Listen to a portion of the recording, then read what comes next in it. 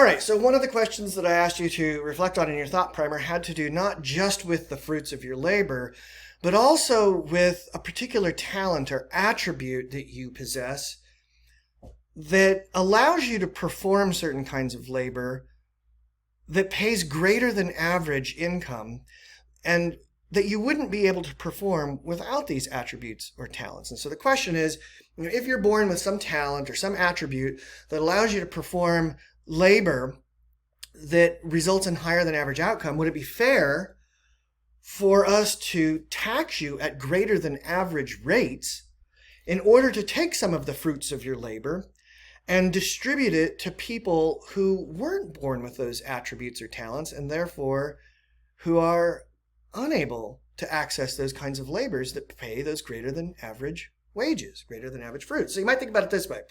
Let's say you're born really good looking.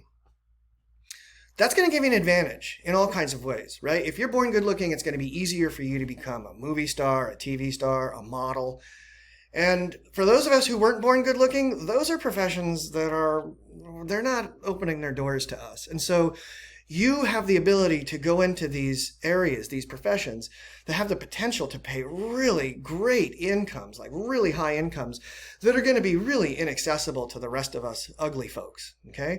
Would it be fair for us to tax tax the fruits of your labor at a greater rate than my labors are taxed, simply because you were able to access those labors because of an attribute or talent that you were born with?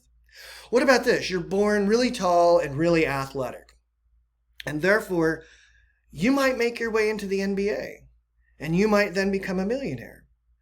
Would it be fair for us to go to you and say, look, you've got this great life as an NBA player, and you're able to be the successful NBA player because you were born with this kind of natural athletic ability.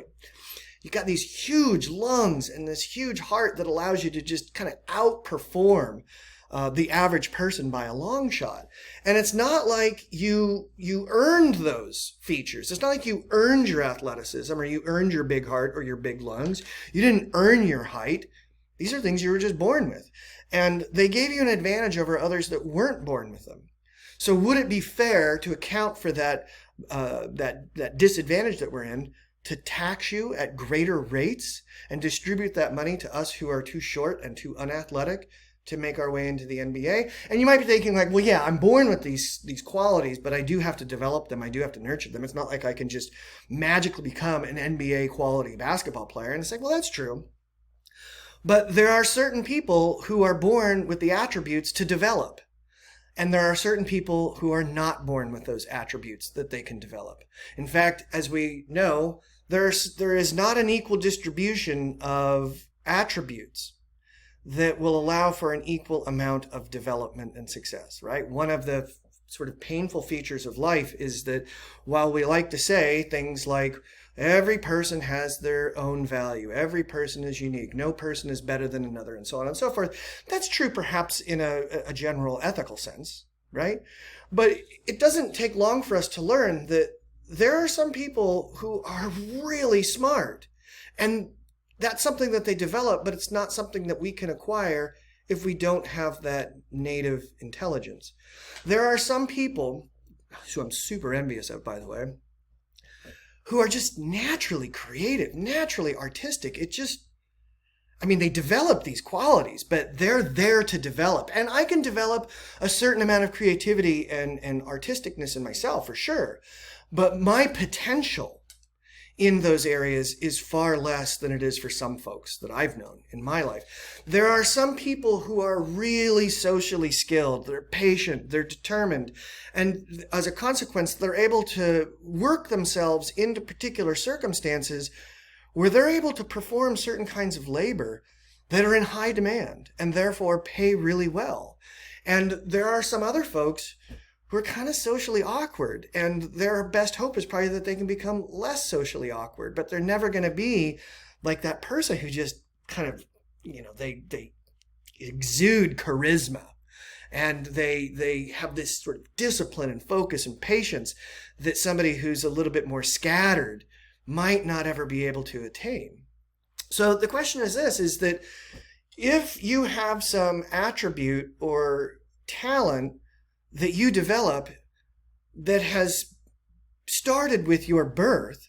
In other words, you were born with some talent or attribute that you then have the ability to develop. And that results in you being able to be more successful economically. Would it be fair for us to tax you at greater rates than we tax those who aren't able to be as successful economically because they weren't born with a desirable set of attributes? Okay? Now, the libertarian, of course, is going to step in and say, this absolutely would be totally unfair, right? Because one of the painful realizations for the libertarian says is that life isn't fair. We're all born equal under the law, and perhaps we're all born with equal moral worth, but we're not born with equal talents.